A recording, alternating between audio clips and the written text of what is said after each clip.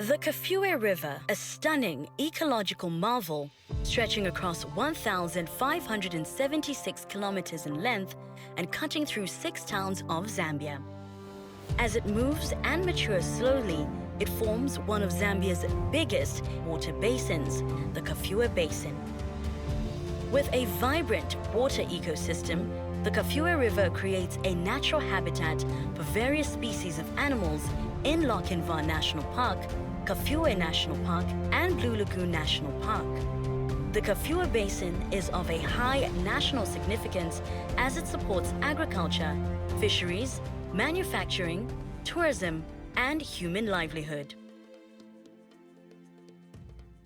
However, this natural habitat is under threat from various human activities that disturb the natural flow of water, animal, and plant life. The repeated encroachment into the National Reserve areas, improper farming methods, charcoal burning, animal grazing, and poaching is affecting the health of the entire river basin. About 50% of the Zambian population directly and indirectly affected by the basin. It means the Kafue River is an important part of Zambia's survival. As correctly indicated, this river basin is actually a source of livelihood to quite considerable of Zambia's population. But more importantly, this is the anchor of Zambia's natural resource endowment in terms of wildlife.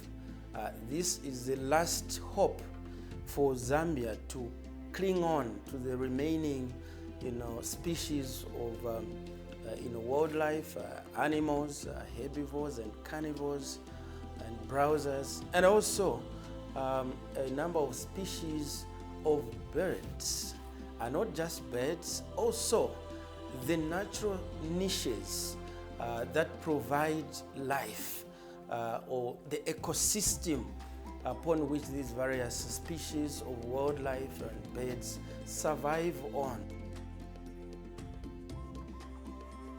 When we say natural resources in the Kafue Plains, we talk of the animals, the lecheways, the buffalo, the zebras, including the fish and the birds.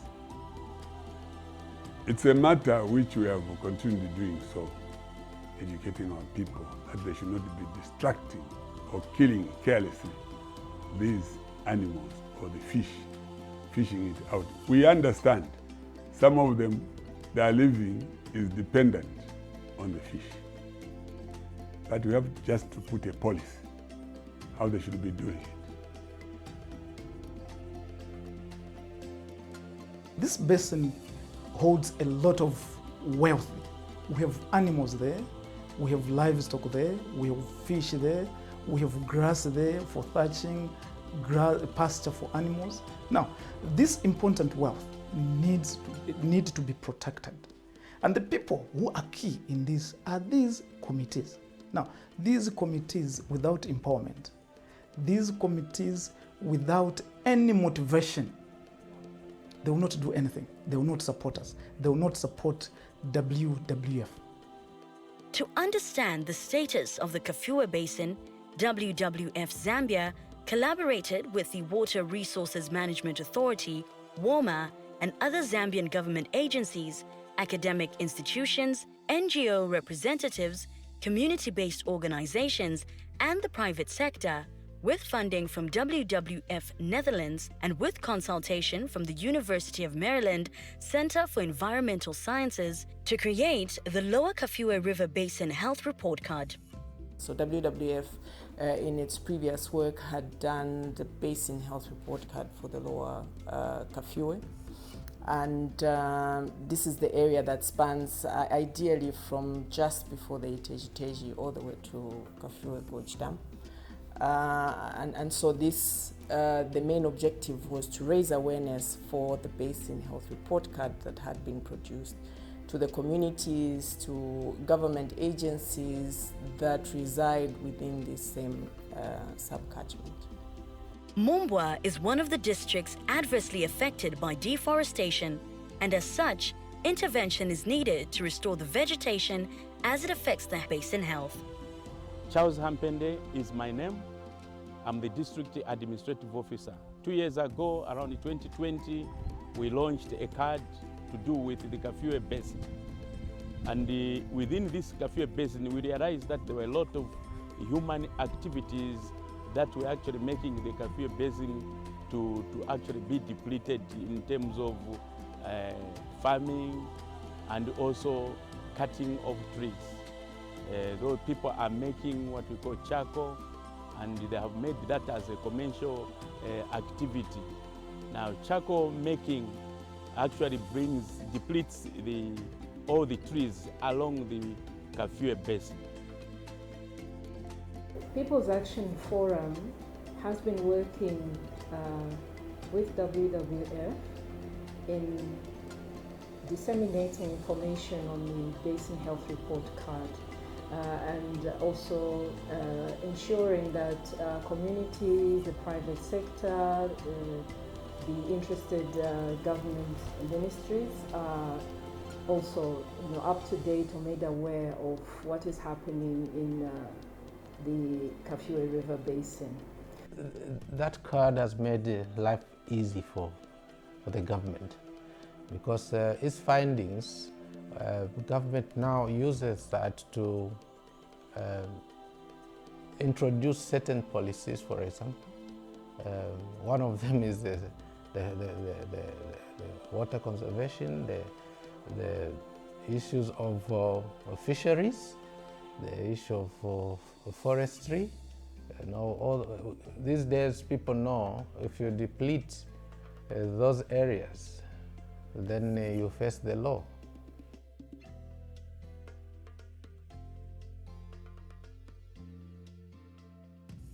So if you prepare the bylaws to all these chiefdoms along the Kafue Basin, including the other side of the river and here, it will help.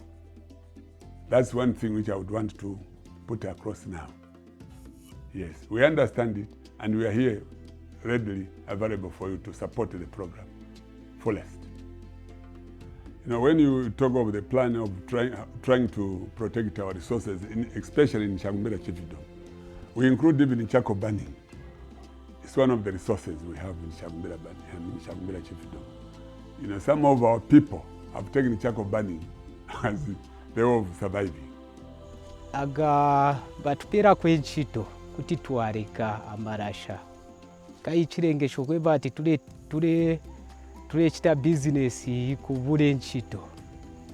Some of them have managed even to educate their children out of charcoal burning. But we have to control it, because if we leave it as loose as it has been in the past, these trees will finish. Tawe chalo ayotwanga kuli yona government yafangama yasolangama lika kaswanelo. Kono kuluna aba mulufumana kuli lwautwanga fela afitangi kuluna. Je kuli afite kuli balufeona kapalufuma ni musebezi kana kwechwa naye.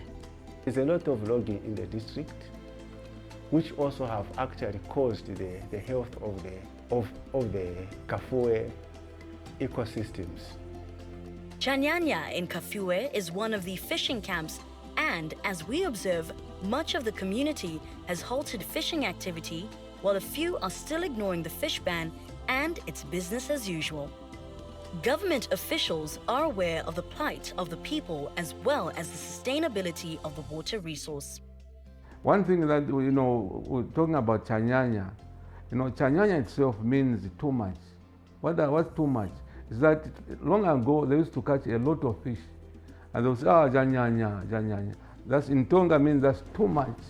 There was too much fish. This time it's not there, and people have realized they need an alternative. I think side by, if you check at Chanyanya, there's also some fish ponds. There's a youth group that is doing fish ponds. So they've realized that the fish will deplete, and the only other way is to actually grow the fish themselves. And the government, that's a government funded project. We have started sensitizing, especially along in fishing camps. We are going around the fishing camps in this area, sensitizing them the importance of safeguarding this natural body we have been given by the Almighty God, so that we protect it, we even protect whatever is in the river, the natural habitats, the fish. Tuletotela pakubwela pa program mwapi Kenya ya report card. Ichi tulefoirisha epo na geni mwabwela. Mkuisa tu pempula. Hii report tulefo ya geni mcheshani mutwale kubuteko. Ubuteko usange po inshira imo iya kutuafwa. Ishina lyanjine neo Bridget Mulenga. Naambira kuchichesa limuna 99. So ifwe kuno tukwata fensansi okuchicha business yesa binga chako bati mfula yalo kabwino. Ero tukwata business. So mfula ngatayirokere bwino kulabo obuchushi kumulando nako bati fwe bachichesa bi. Tatwa kwate fya kuchita fimbi. Elo ngabaisala umana kulabo okuchula kumulando na business isa bitatukwate fya tuingalia insho kulipisha pantu insho umana bali sala. Solidaridad Country Manager highlights the community action on the Magoya River. Farmers then made use of rotational grazing so as to rehabilitate the land. This exercise also looked at the nutritional value of the grasses in the area. We also advised the farmers to stop burning grass, as this interrupts the soil absorption rate and therefore the quality of the grass. These practices led to more nutritious grass, which then improved the calving rates of the cattle. This improved the quality as well as quantity of the cattle production and therefore more income for the farmers, thereby improving their livelihoods.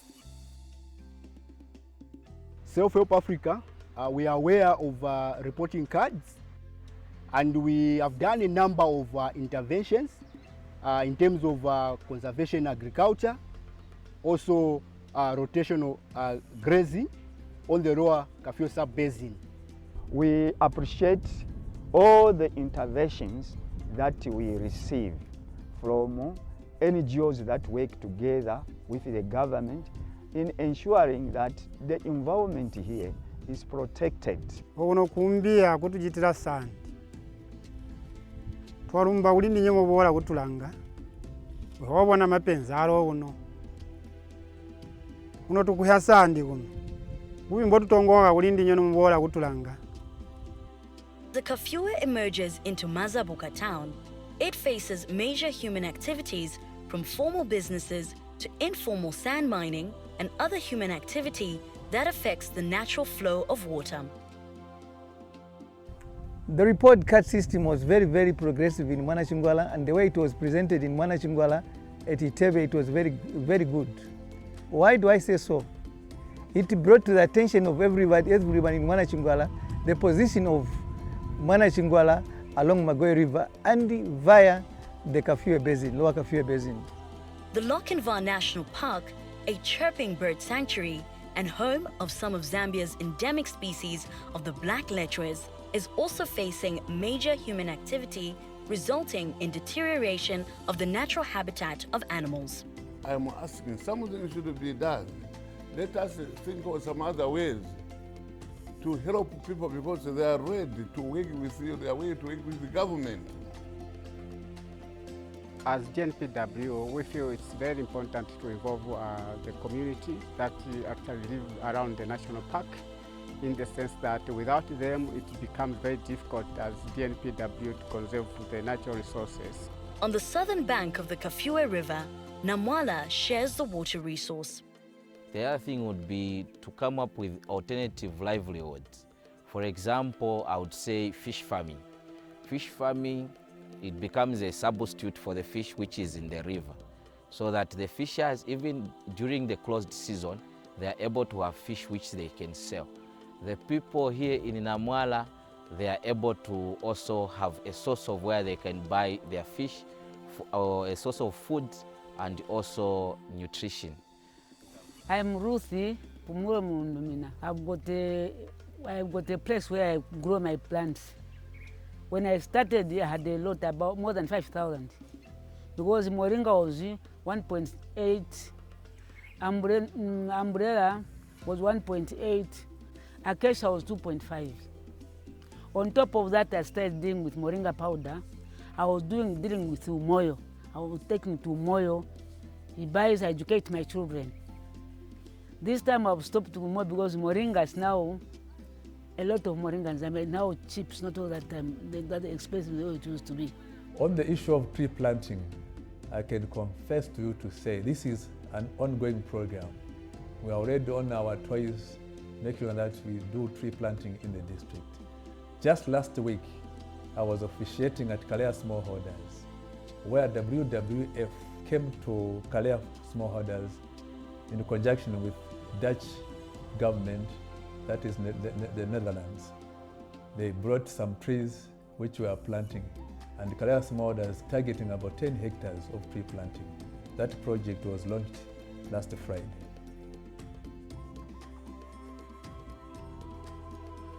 chakusanguna muchikwa bamba kuti big picture kuti ikulanga mulonga wonse kuzwa kuwakatalikira kuyakusikira nkhosi mphira kwa Kafue goji ijanika mukati mumulonga omu muyapo kunkhulula twakajana kuti kuli hinthu yonga yeho biro kuli bubotu ibujanika mumulonga oyu alimwi kuli mapenzi ajanika mumulonga oyu. Certain points where water oozes throughout there, such as fountains, which are found on this particular course of the river basin, that are under threat as we speak right now because of the unsustainable human activities that are being performed as people try to strive for a livelihood. Now, I think that for us as government, through the Southern Province Provincial Administration, we have taken keen interest to look at how to preserve the sustainable utilization of the resources that this river basin provides, namely, which we cannot do without presently, is the water resource and also the grazing land. And for the animals, it is key and top of our agenda to ensure that we put in mechanisms to try and halt activities such as poaching that is taking place along this river basin, issues to do with grazing by cattle, which are now being unleashed to go into and encroach into the natural habitats of wildlife, to go now and begin to compete for grazing land and grass and pastures with wildlife, and also issues to do with sources of local energy, which is a collection of firewood, which leads to deforestation within these habitats along this river basin. So the Basin Health Report Card is a highly consultative process. It's a report card. It's basically like what you have, like a report card for school that shows the performance of the health of the Kafue River, in this case, the lower part. And what is involved is basically to have, so we had stakeholders that came together. WWF worked with research institutions, with universities, with NGOs and civil society and other government entities like the Water Resources Management Authority in bringing together stakeholders in the Lower Kafue Basin who they themselves, based on the aspects, the different criteria or the different parameters in the river, decided which parameters were going to be scored against based on the importance of that parameter. And so it was through that highly consultative process that the parameters were selected and that thresholds were set on how the health was going to be determined. As shown, there's need to preserve the Kafue Basin. While some problems persist, great efforts are being done by local communities, government and civil society organizations to safeguard the natural resource. With the Basin Health Card report rated at C, we all need to work towards restoration and preservation of the Kafue Basin for future generations. This is driving water stewardship awareness actions through the Basin Health Report Card.